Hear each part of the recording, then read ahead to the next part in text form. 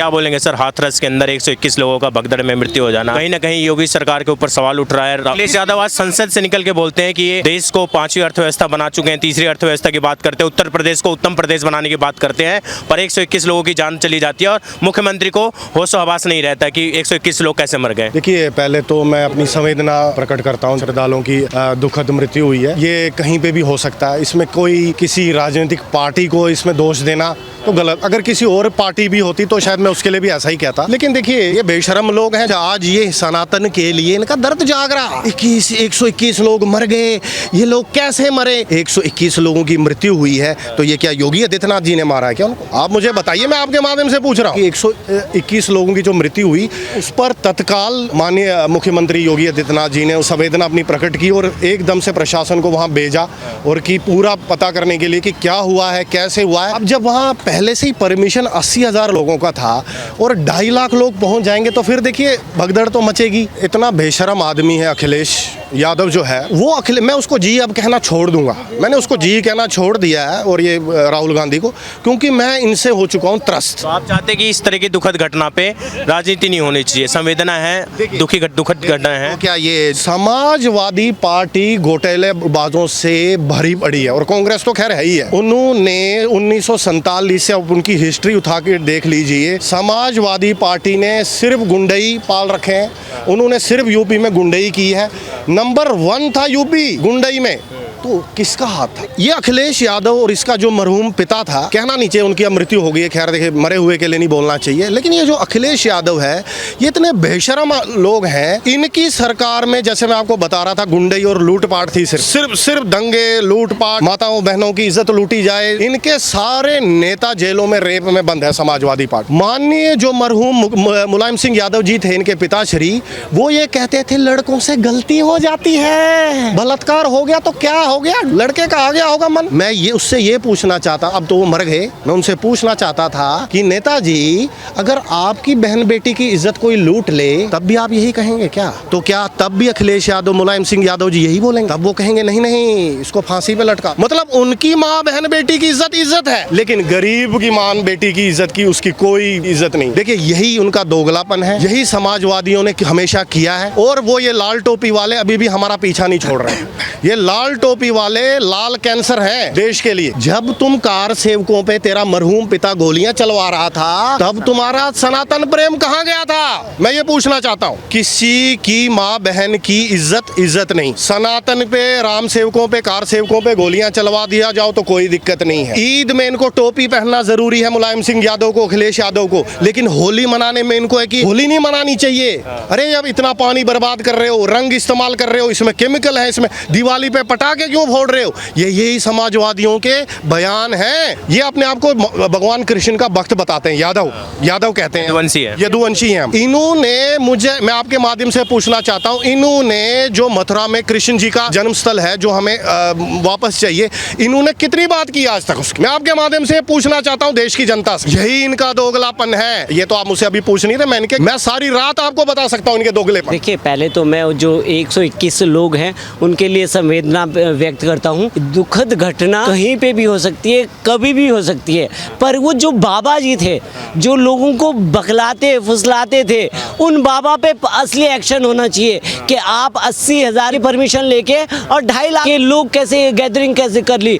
और फिर वहाँ उनका साफ वो था कि अपनी सेना ही रहेगी। उनकी जो सेना है, जो उनकी सिक्योरिटी बनी हुई है, अंदर कोई नहीं आएगा, ना वीडियो बना सकता, ना फोटो खींच सकता। तो ये कहाँ की, कौन सा बाबा है वो? ये ढोंगी बाबा हैं। और जो आपने देखा होगा तस्वीरें भी निकल के आ रही है कि इस अखिलेश यादव सत्संग में, बाबा के सत्संग में शामिल हो रहे हैं।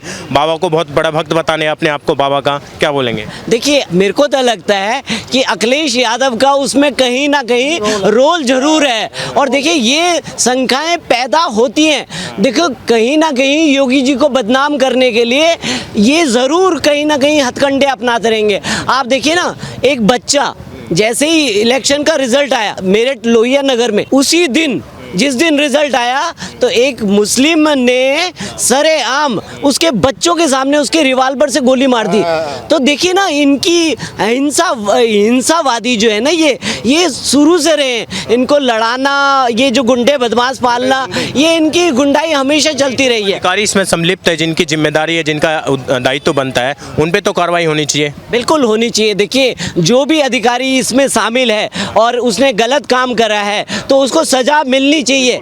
और उस बाबा को भी नहीं छोड़ना चाहिए इन्होंने, कि जो बाबा इतने अंडरग्राउंड हो गया। अध्यात्म आप क्या सिखाता है आपको? दूसरों के भावनाओं को समझना है। आप अध्यात्म का ज्ञान, नारायण भगवान नारायण को भी बदनाम कर दिया उस आदमी ने। एक आदमी वीडियो, नारायण हरि का अवतार बता रहे हैं। बिल्कुल अपने आप को भगवान नारायण का अवतार बन रहे, ऐसे शर्म कर दिया इसने ऐसे। और हिंदू सनातन में ऐसे लोगों को नहीं होना चाहिए। जो भी इस तरह के कर्म करते हैं ना, इनकी जो पूरी जन्म कुंडली खंगालनी चाहिए कि इनके पास कितनी संपत्तियां हैं, कितना क्या है और वो कहां से आया इनके पास में। ये सारा खंगालने का विषय है, जांच का विषय है। मैं योगी जी से कहूँगा कि ये बाबा को भी बख्शना नहीं है। इनकी पूरी जन्म कुंडली निकालिए आप।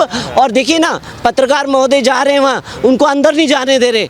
तो इसका मतलब वो बाबा जो है उसी के अंदर अंडरग्राउंड है। मथुरा में भी ऐसे हुआ था। जय गुरुदेव थे, उनकी मृत्यु के बाद में उनका ड्राइवर उस सीट को हथियाना चाहता था।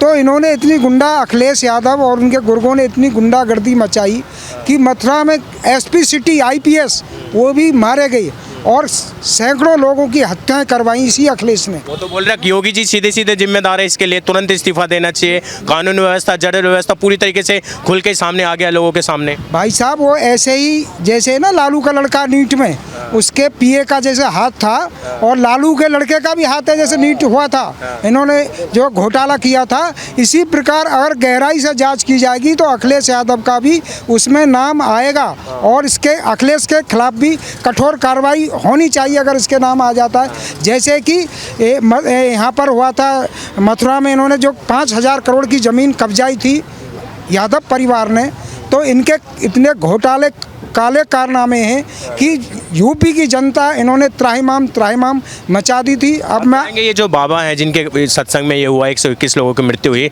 उनके ऊपर भी कार्रवाई हो, सख्त कार्रवाई नहीं, जो दोषी हैं उन पर कार्रवाई होनी चाहिए, इसमें तो कोई संदेह नहीं है। ये चीज़ें पहले उनको सोचना चाहिए। 12 से 17 में जो उनकी सत्ता थी उत्तर प्रदेश में, उसमें क्या था, उसमें अब में बदलाव में उनको नहीं समझ में आ रहा है। उस समय यही होता था कि जिस गाड़ी में सपा का झंडा, उसमें बैठा कोई गुंडा, बड़े से बड़े अपराधी माफिया नेता हो जाते थे।